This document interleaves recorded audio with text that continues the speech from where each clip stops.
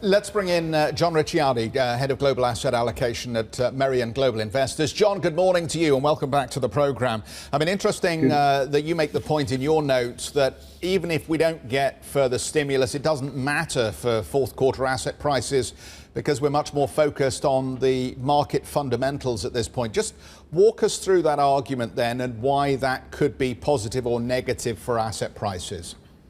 Well, thank you very much. Well, I'd say really stimulus will become a question and it will be important over the next several quarters.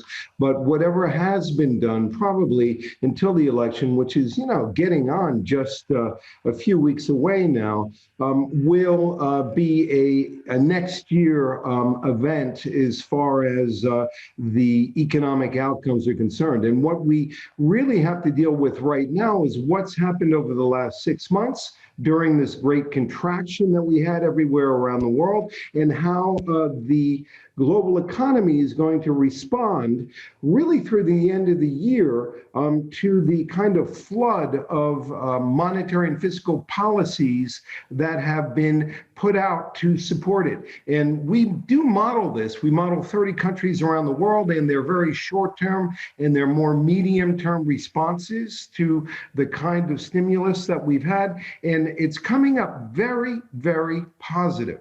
I'm sorry to change a little bit the discourse, but our work is showing an extremely strong response around the world, led by China, the US, secondarily by Europe, from what has happened over the last 6 months. The support from the governments and from the central banks, and that we're getting accelerations in production, in factory orders, in exports, really right across the board into December and January. And this means that it's probably very, very supportive for risk asset prices. And it's very interesting insofar as interest rates are likely to remain quite low.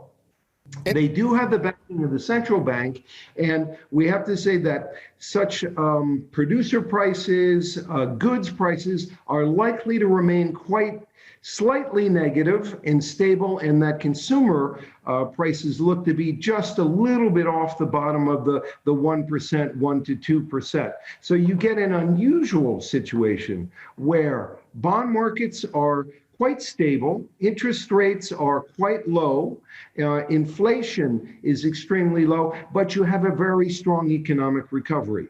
John. And it means that it's likely to, make a difference as to how investors even look at the markets, what's been driving them.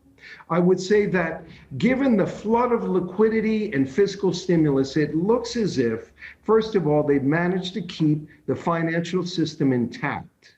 It's very different from what we had in 2008 and 2009.